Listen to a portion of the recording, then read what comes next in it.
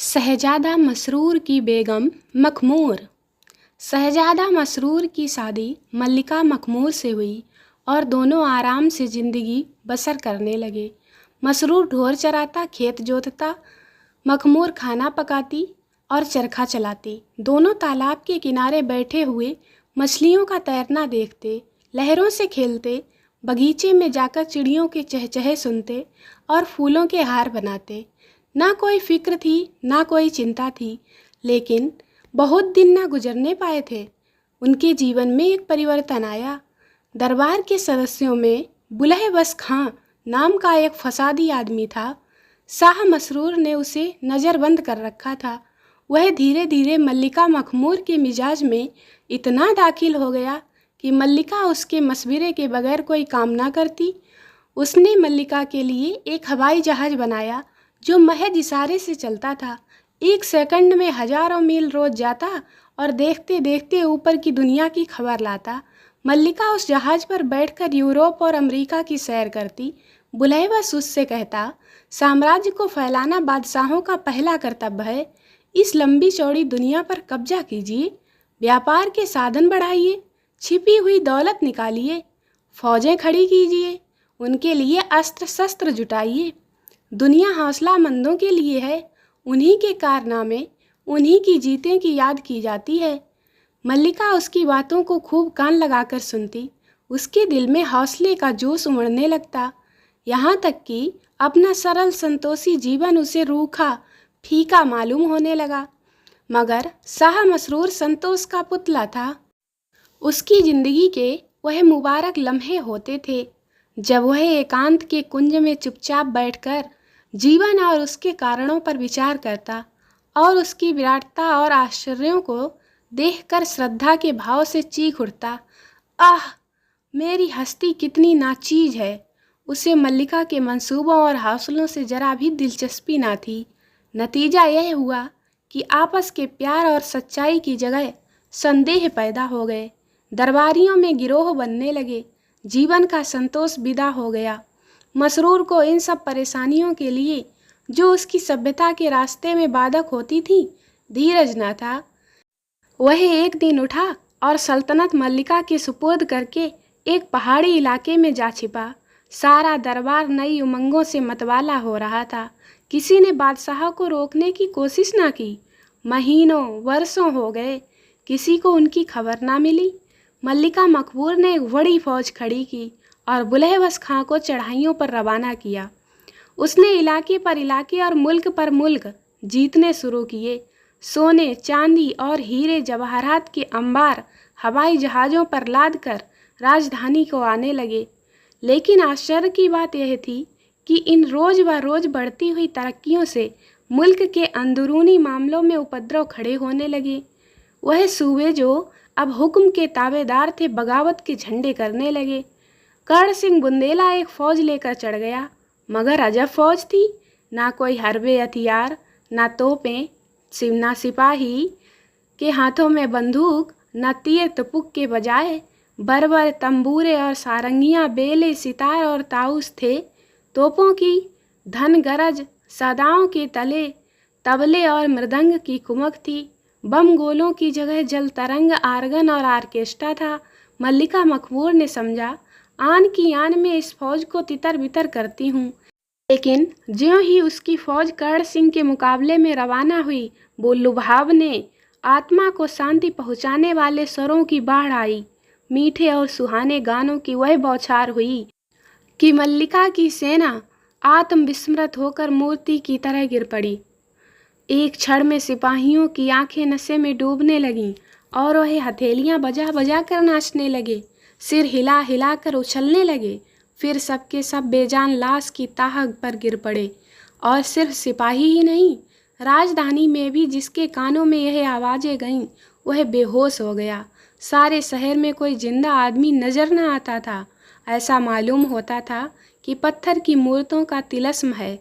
मल्लिका अपने जहाज पर बैठी एक करिश्मा देख रही थी। उसने जहाज नीचे उतारा कि देखूं क्या माजरा है, पर उन आवाज़ों के कान में पहुंचते ही उसकी भी वही दशा हो गई। वह हवाई जहाज पर नाचने लगी और बेहोश होकर गिर पड़ी। जब कर्ण सिंह शाही महल के करीब जा पहुंचा और गाने बंद हो गए तो मल्लिका की आंख खुली जैसे किसी का नशा टूट जाए। उसने कहा, मैं वही गाने सुनूंगी, वही राग, वही आलाप, वही लुभाने वाले गीत। हाय, वह आवाज़ें कहाँ गईं? कुछ परवाह नहीं, मेरा राज जाए पाट जाए, मैं वही राग सुनूंगी। सिपाहियों का नशा भी टूटा। उन्होंने उसके स्वर में स्वर मिलाकर कहा, हाँ, हम वही गीत सुनेंगे, वही प्यारे प्यारे मोहक राग। बला से हम गिरफ्तार होंगे, गुलामी की बेड़ियां पहनेंगे, आज़ादी के हाथ धोएंगे, पर वही राग, वही तराने, वही ताने, वही धुने। सूबेदार लोचन दास को जब कर्ण सिंह की विजय का हाल मालूम हुआ तो उसने भी विद्रोह करने की ठानी। अपनी फौज लेकर राजधानी पर चढ़ दौड़ा। मल्लिका ने अब की जान तोड़ मुकाबला करने की ठानी। सिपाहियों को खूब ललकारा और उन्हें लोचन दास के मुकाबले में खड़ा किया, मगर बाहरी हमलावर फौज, ना कहीं सवार, ना कहीं प्यादे, ना तोप, ना बंदूक, ना हरवे, ना हथियार। सिपाहियों की जगह सुंदर नर्तकियों के गोल थे और थिएटर के एक्टर। सवारों की जगह भाड़ों और बहरूपियों के गोल, मोर्चों की जगह तीतर और बटेरों की जोड़ छूटे हुए थे, तो बंदूक की जगह सर्कस और बायोस्कोप के खेमे पड़े थे। कहीं हीरे जवाहरात अपनी आबताब दिखा रहे थे, कहीं तरह तरह के चरिंदों परिंदों की नुमाइश खुली हुई थी। मैदान के एक हिस्से में धरती की अजीब अजीब चीज़ें, झरने और बर्फिस्तानी चोटियाँ और बर्फ़ के पहाड़, पेरिस का बाजार, लंदन का एक्सचेंज या ईस्टर्न की मंडियाँ, अफ्रीका के जंगल, सहारा के रेगिस्तान, जापान की गुलकारियाँ, चीन के दरियाई शहर, दक्षिण अमेरिका के आदमखोर काफ की परियां, लैपलैंड के सुमोरपोश इंसान और ऐसे सैकड़ों विचित्र आकर्षक दृश्य चलते फिरते दिखाई पड़ते थे। मल्लिका की फौज ये नज़ारा देखते ही बेसुध होकर गिर पड़ी और उसकी तरफ दौड़ी। किसी को सर पैर का ख्याल ना रहा। लोगों ने बंदूकें फेंक दी, तलवारें और किरचें उतार फेंकीं और बेतहाशा इन दृश्यों के चारों तरफ जमा हो गए। कोई नाचने वालियों की मीठी अदाओं को और नाजुक चलन पर दिल दे बैठा, कोई थिएटर के तमाशों पर रीझा। कुछ लोग तीतरों और बटेरों के जोड़ देखने लगे और सब के सब चित्र लिखित से मंत्रमुग्ध खड़े रह गए। मल्लिका अपने हवाई जहाज पर बैठी कभी थिएटर की तरफ जाती, कभी सर्कस की तरफ दौड़ती, यहाँ तक कि वह भी बेहोश हो गई। लोचन दास जब विजय करता हुआ शाही महल में दाखिल हो गया तो मल्लिका की आंखें खुली। उसने कहा, हाय, वह तमाशे कहाँ गए? वह लुभावने दृश्य कहाँ गायब हो गए? मेरा राज जाए पाट जाए, लेकिन मैं यह सैर जरूर देखूंगी। मुझे आज मालूम हुआ कि जिंदगी में क्या क्या मज़े हैं। सिपाही भी जागे। उन्होंने एक स्वर में कहा, हम वही सैर और तमाशे देखेंगे। हमें लड़ाई भिड़ाई से कुछ मतलब नहीं, हमको आज़ादी की परवाह नहीं। हम गुलाम होकर रहेंगे, पैरों में बेड़ियां पहनेंगे, पर इन दिल फरेबियों के बगैर नहीं रह सकेंगे। मल्लिका मखमूर को अपनी सल्तनत का यह हाल देखकर बहुत दुख होता। वह सोचती, क्या इसी तरह सारा देश मेरे हाथ से निकल जाएगा? अगर शाह मसरूर ने यूँ किनारा ना कर लिया होता तो सल्तनत की यह हालत कभी ना होती। क्या उन्हें ये कैफियतें मालूम ना होंगी? यहाँ से दम दम की खबरें उनके पास आ जाती हैं, मगर जरा भी जुम्बिश नहीं करते। कितने बेरहम हैं। खैर, जो कुछ सर पर आएगी सह लूँगी, पर उनकी मिन्नत ना करूँगी। लेकिन जब वह उन आकर्षक गानों को सुनती और दृश्यों को देखती तो यह दुखदाई विचार भूल जाती। उसे अपनी ज़िंदगी का बहुत आनंद मालूम होता। बुलहवस खां ने लिखा, मैं दुश्मनों से घिर गया हूँ, नफ़रत अली और कीन खां और ज्वाला सिंह ने चारों तरफ से हमला शुरू कर दिया है। तब तक और कमुक ना आए, मैं मजबूर हूँ। पर मल्लिका की फौज ये सैर और गाने छोड़कर जाने पर राजी ना होती थी। इतने में दो सूबेदारों ने फिर बगावत की। मिर्जा शमीम और रसराज सिंह दोनों एक होकर राजधानी पर चढ़े। मल्लिका की फौज में अब ना लज्जा थी ना वीरता। गाने बजाने और सैर तमाशे ने उन्हें आराम तलब बना दिया था।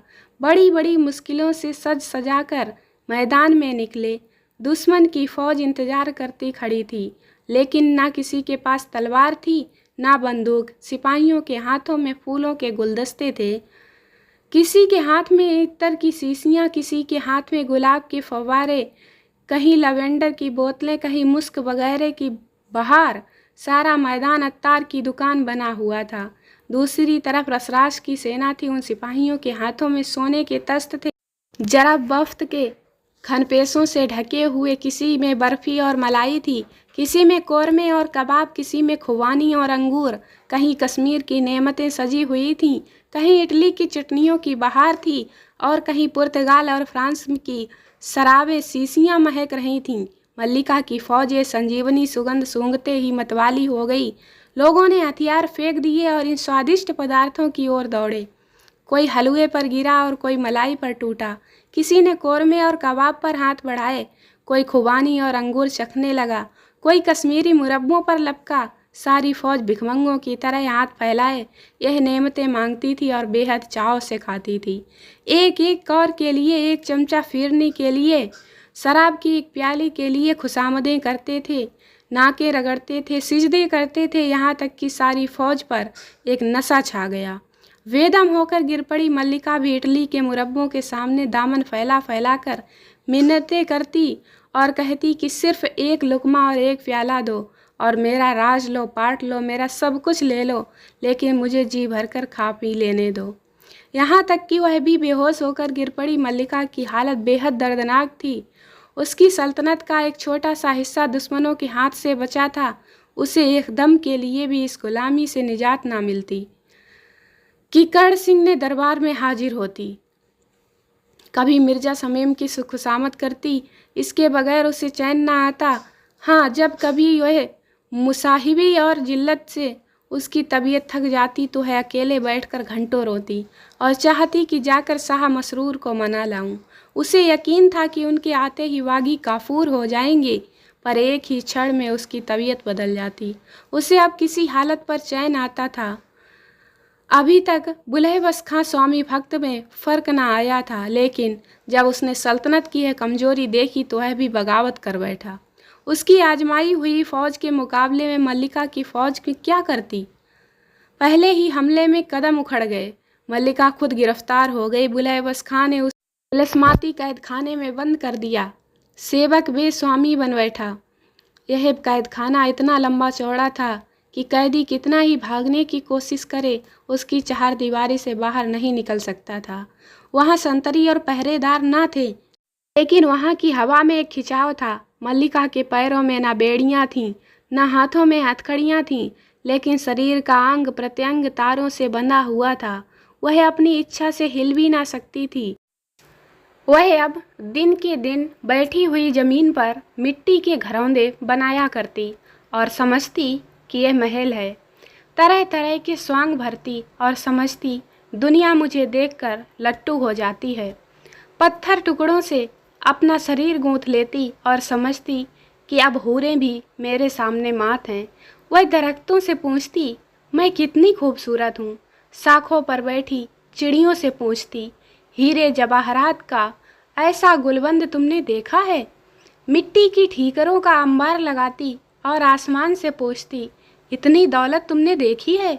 मालूम नहीं इस हालत में कितने दिन गुजर गए। मिर्जा समीम, लाशन दास वगैरह हर दम उसे घेरे रहते थे। शायद वह उससे डरते थे, ऐसा ना हो यह शाह मसरूर को कोई संदेशा भेज दे।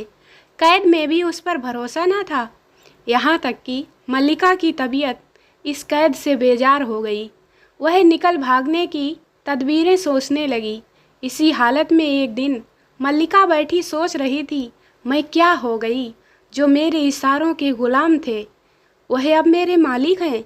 मुझे जिस कल चाहते हैं बिठाते हैं, जहाँ चाहते हैं घुमाते हैं। अफसोस मैंने शाह मसरूर का कहना ना माना। यह उसी की सज़ा है। काश एक बार मुझे किसी तरह इस कैद से छुटकारा मिल जाता तो मैं चलकर उनके पैरों पर सिर रख देती और कहती, मेरी खता माफ़ कीजिए। मैं खून के आंसू रोती और उन्हें मना लाती और फिर कभी उनके हुक्म से इनकार ना करती। मैंने इस नमक हराम बुलहबस खां की बातों में पड़कर उन्हें निर्वासित कर दिया। मेरी अक्ल कहाँ चली गई थी। यह सोचते सोचते मल्लिका रोने लगी कि एकाएक उसने देखा सामने एक खिले हुए मुखड़े वाला गंभीर पुरुष सादा कपड़े खड़ा है। मल्लिका ने आश्चर्यचकित होकर पूछा, आप कौन हैं? यहाँ मैंने आपको कभी नहीं देखा। पुरुष बोला, हाँ, इस कैद खाने में मैं बहुत कम आता हूँ।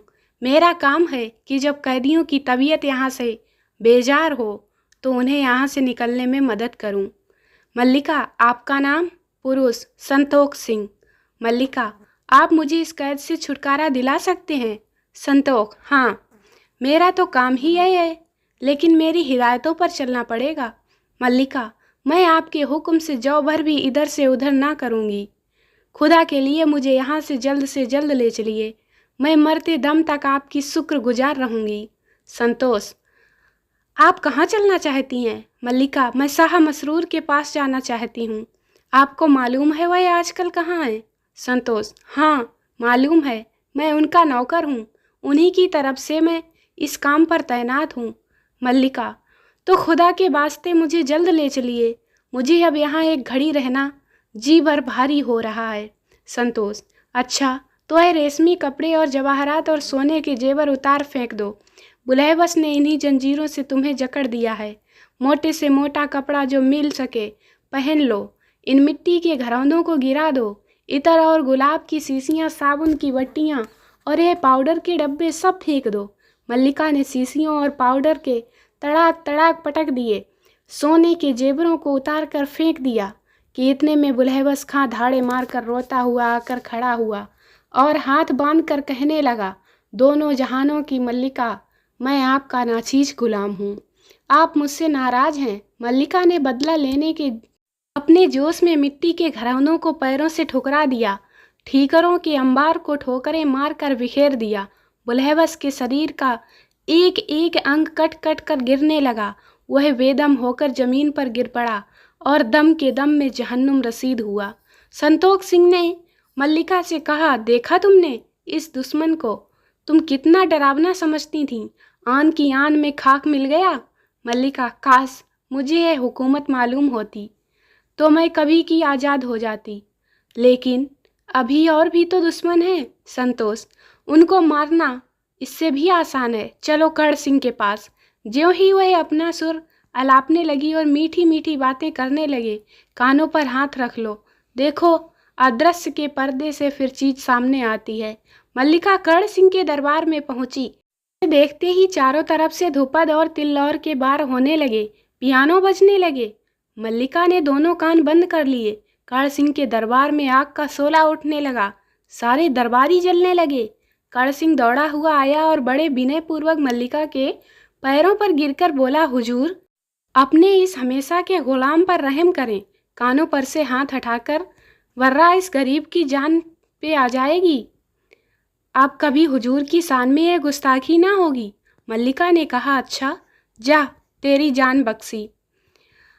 अब कभी बगावत ना करना, वरना जान से हाथ धोएगा। कर्ण सिंह ने संतोष सिंह की तरफ प्रलय की आंखों से देखकर सिर्फ इतना कहा, जालिम, तुझे मौत भी नहीं आई, और बेतहासा गिरता पड़ता भागा। संतोष सिंह ने मल्लिका से कहा, देखा तुमने, इनको मारना कितना आसान था। अब चलो लोचनदास के पास। ज्यों ही वह अपने करिश्मे दिखाने लगे, दोनों आंखें बंद कर लेना। मल्लिका लोचनदास के दरबार में पहुंची।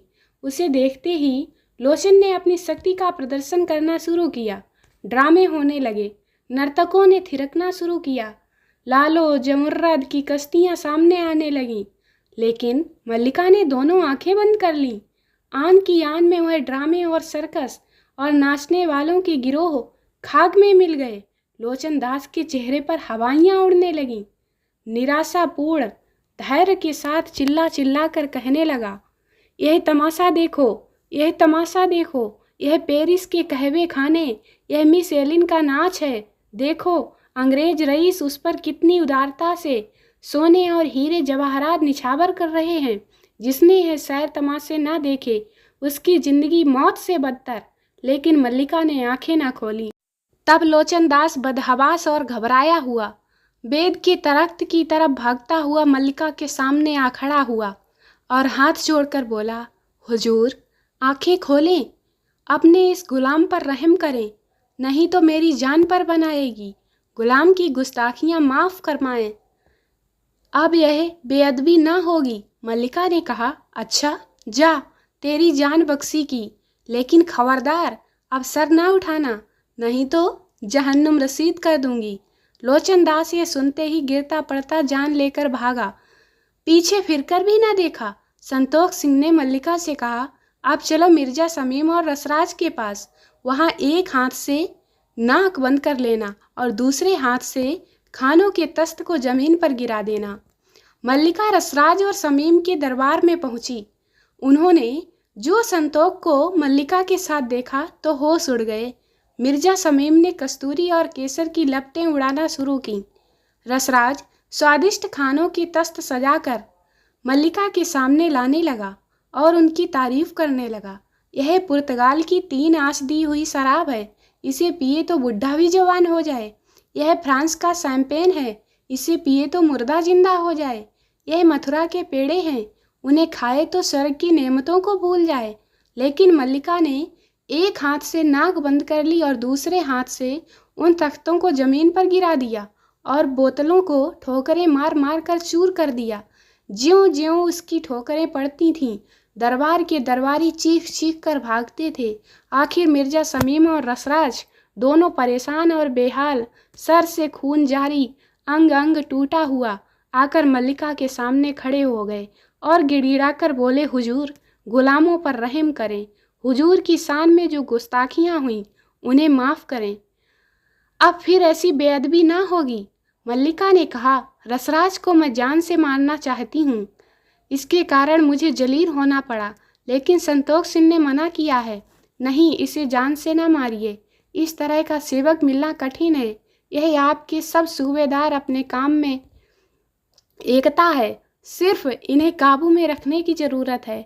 मल्लिका ने कहा, अच्छा जाओ, तुम दोनों की भी जान बख्शी, लेकिन खबरदार अब कभी उपद्रव मत खड़ा करना, वरना तुम जानोगे। दोनों गिरते पड़ते भागे, दम के दम में नज़रों से ओझल हो गए। मल्लिका की रियाया और फौज ने भेंटें दी, घर घर सादियाने बजने लगे। चारों बागी सूबेदार शहर पनाह के पास छापा मारने की घात में बैठ गए।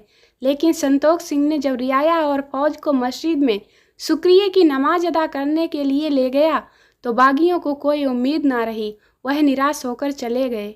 जब इन कामों से फुर्सत हुई तो मल्लिका ने संतोष सिंह के कहा, मेरे पास अल्फाज नहीं है, मैं इतनी ताकत नहीं है कि एहसानों से शुक्रिया अदा कर सकूं।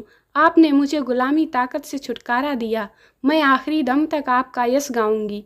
अब शाह मसरूर के पास मुझे ले चलिए, मैं उनकी सेवा करके अपनी उम्र बसर करना चाहती हूँ। उनसे मुँह मोड़ कर मैंने बहुत जिल्लत और मुसीबत झेली, अब कभी उनके कदमों से जुदा ना होंगी। संतोष सिंह बोला, हाँ चलिए, मैं तैयार हूँ, लेकिन मंजिल सख्त है, घबराना मत। मल्लिका ने हवाई जहाज़ मंगाया, पर संतोष सिंह ने कहा, वहाँ हवाई जहाज़ का गुजर नहीं है, पैदल चलना पड़ेगा।